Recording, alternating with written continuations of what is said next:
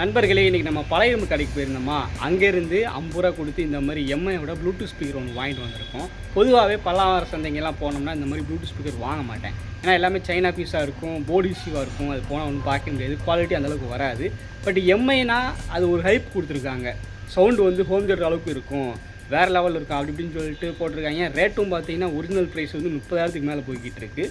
So அந்த அளவுக்கு என்னடா இதுக்குள்ளே இருக்குது, இதை வாங்கி என்ன பிரச்சனைன்னு பார்த்து சரி பண்ணி ஒர்க்காக வச்சு அதோட சவுண்டு குவாலிட்டி இந்த ரேட்டுக்கு ஒர்த்தா, அவன் கொடுக்குற ஹைப்புக்கு ஒர்த்தான்னு சொல்லிட்டு இன்றைக்கி பார்த்துடலாம். வாங்க வீடியோக்குள்ளே போவோம். முற்றி பார்த்ததில் இந்த ப்ளூடூத் ஸ்பீக்கரில் பார்த்தீங்கன்னா one and only Bluetooth option மட்டும்தான் இருக்குது. எஃப்எம் மோடு அப்புறம் இந்த பென்ட்ரைவ் போடுற ஆப்ஷன் எதுவுமே கிடையாது. நம்ம ஆக்ஸ் கேபிள் வேணால் மாட்டிக்கலாம் போல்.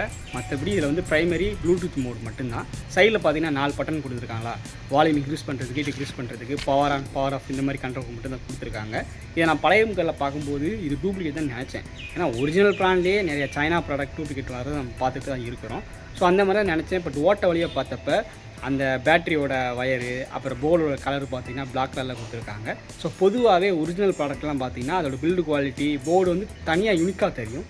ஸோ அதை வச்சு தான் ஓகே இது வந்து உண்மையான எம்ஐ ப்ராடக்டாக இருக்கான்னு சொல்லி பிலீவ் பண்ணேன். பின்னாடியும் பார்த்திங்கன்னா சீலாம் வச்சுருந்தாங்க, ஒரிஜினல் ப்ராடக்ட். அதனால் நம்ம பேட்டரி யூஸ் இருந்துச்சு, போர்டு யூஸ் இருந்தாலும் ஸ்பீக்கர் ஏதாச்சும் ஸ்பேருக்கு யூஸ் ஆகும்னு சொல்லிட்டு அதை நான் டேரெக்டாக பவர் சப்ளை கொடுக்குறேன். ஏன்னா ஏதாச்சும் ஷார்ட் ஆகிறதுக்கு வாய்ப்பு இருக்குது. அதனால் ஃபஸ்ட் இதை ஓப்பன் பண்ணலாம், அதுக்கப்புறம் உள்ள என்ன இருக்குன்னு பார்த்துட்டு நம்ம பவர் சப்ளைக்கு மூவ் பண்ணலாம்னு நினச்சேன். ஸோ இது ஓப்பன் பண்ணுறதுக்கு பார்த்தீங்கன்னா பின்னாடி வந்து ஒரு டேப் மாதிரி கொடுத்துருக்காங்களா, பிளாஸ்டிக் மாதிரி. அதை தூக்குனா அது வந்து வெறும் கம்மு தாங்க, கம் போட்டு ஒட்டி வச்சுருக்காங்க. ஸ்க்ரூ இருக்கிற ஆப்ஷனே அது இல்லை. அதுக்கப்புறம் எப்படி ஓப்பன் பண்ணின்னு பார்த்ததுல தான் தெரிஞ்சது. அந்த முன்னாடி வந்து ஒரு லேயர் இருக்குது பார்த்தீங்களா, அந்த சிமெண்ட் கலரில். ஸோ அதை வந்து ஸ்க்ரூ ட்ரைவர் வச்சு எட்ஜஸில் நீங்கள் எம்பி விட்டிங்கன்னு வச்சுக்கோங்களேன், அது வந்து ஓப்பன் ஆக ஆரம்பிக்கும்.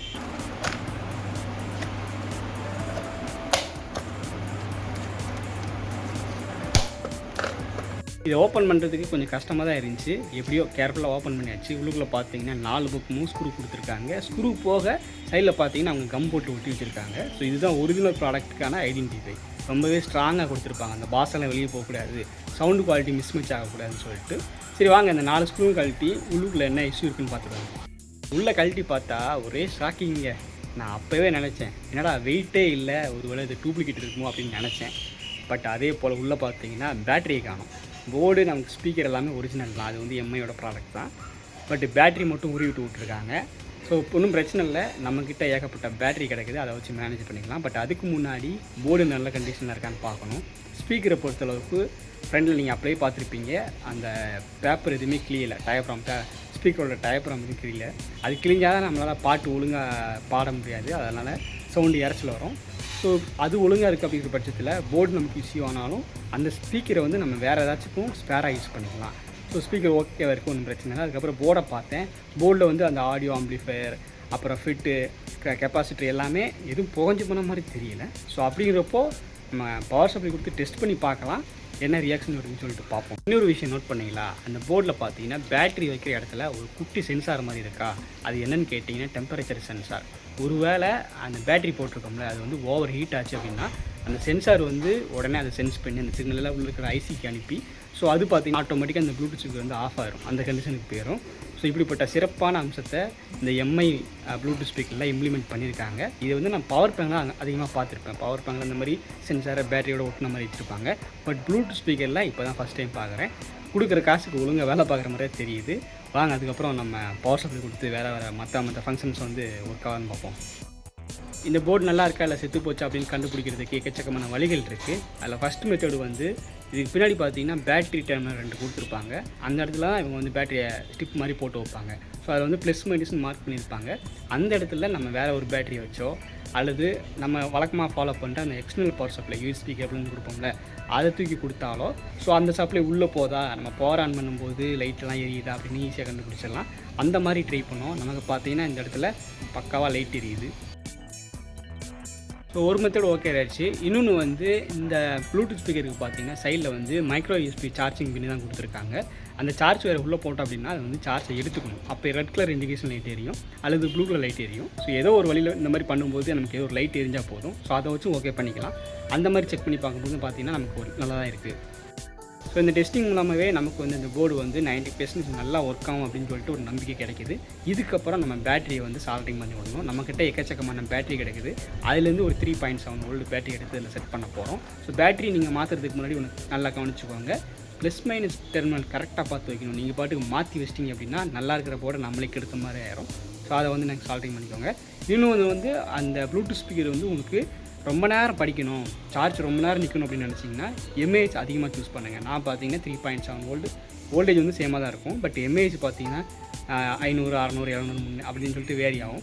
நீங்கள் அதிகமான எம்ஏஹெச் இருக்கிற பேட்டரி சால்டிங் பண்ணி விட்டீங்க அப்படின்னா ப்ளூடூத் ஸ்பீக்கர் வந்து அதிக நேரம் பாடும், ரொம்ப நேரம் நிற்கும்.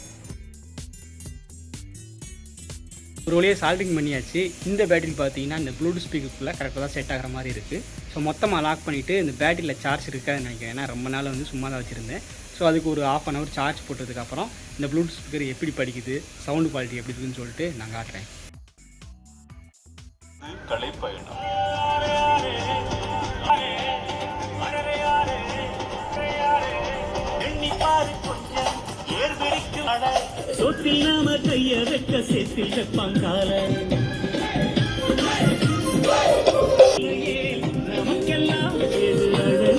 பசுபதி சார் தான் ஷூட்டிங் ஸ்பாட்ல முதல்ல ஷாட்ல நிக்கிறோம். பசுபதி சார் சொன்னாரு, டைரக்டர் பார்த்து கேட்டாரு, இங்கே உங்களால் ஒரு விஷயம் புரிஞ்சுக்க முடியுதா? இந்த ப்ளூடூத் ஸ்பீக்கர் நல்லா தான் பாட்டு பாடுது. ஆனால் நான் கையை எடுக்கும்போது அது வந்து ஏதோ ஸ்டீரியோ ஸ்பீக்கர் மாதிரி பாடுது.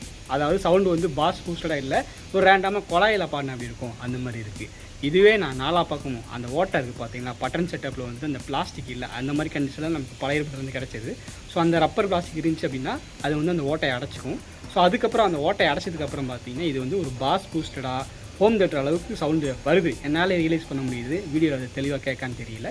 சவுண்டு குவாலிட்டி உண்மையிலேயே நான் இந்த மாதிரி ஒரு சவுண்டு குவாலிட்டியை எந்த ப்ளூடூத் ஸ்பீக்கரில் நான் நோட் பண்ணது கிடையாது. அந்தளவுக்கு நல்லாவே வருது. ஸோ இந்த இடத்துல தான் ஒரிஜினல் ப்ராடக்ட்டுக்கும் சைனா பீஸுக்கும் டிஃப்ரென்ஸ் ஆகுது. ஏன்னா ஒரிஜினல் ப்ராடக்ட்டோட பில்டு குவாலிட்டி பார்த்திங்கன்னா ரொம்பவே ஸ்ட்ராங்காக இருக்கும்.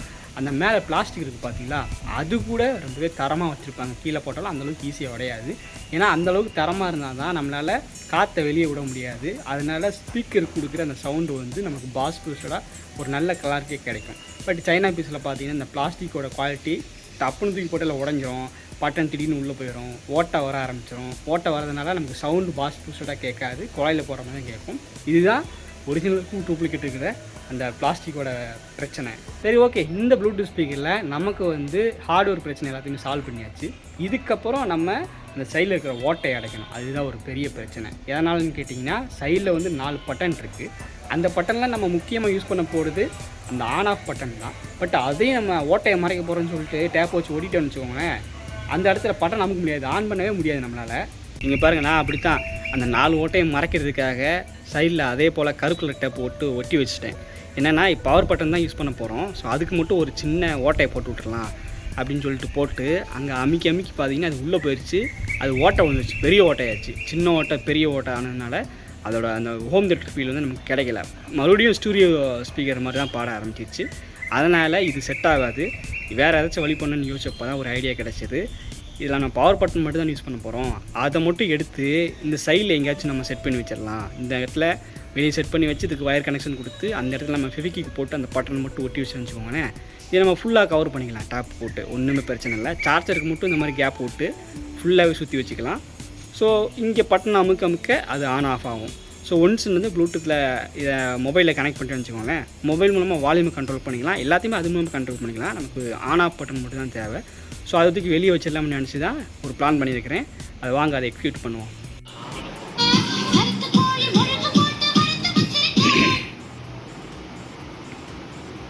ஸோ ஒரு வழியாக நம்ம பிளான் பண்ண மாதிரி அந்த பவர் பட்டன் மட்டும் வெளியே தனியாக எடுத்து வச்சு இதை ஒர்க்காக வச்சாச்சு. இப்போ சவுண்டு குவாலிட்டி நல்லா இருக்குது. சார்ஜும் பார்த்திங்கன்னா ரொம்ப நேரம் நிற்கிது. 50 ரூபாய்க்கு பழைய காலில் எடுத்து வாங்கினது அருமையாக ஒர்க் ஆகிட்டு இருக்குது. ஸோ நிறைய பேர் சொன்னாங்க, ரேட்டு இவ்வளோ இருக்குப்பா, சவுண்டு குவாலிட்டி அப்படி இருக்குப்பா அப்படி இருப்பான்னு சொல்லிட்டு. சவுண்டு குவாலிட்டி உண்மையாக அடிச்சதுக்கு ஆளே கிடையாது, வேறு லெவலில் இருக்குது. தமாத்துண்டு இருந்தாலும் ஆள் சிறுசாக இருந்தாலும் செயல்கள் பாயமாக இருக்குன்னு சொன்னாங்களா, அந்த மாதிரி இருக்குது.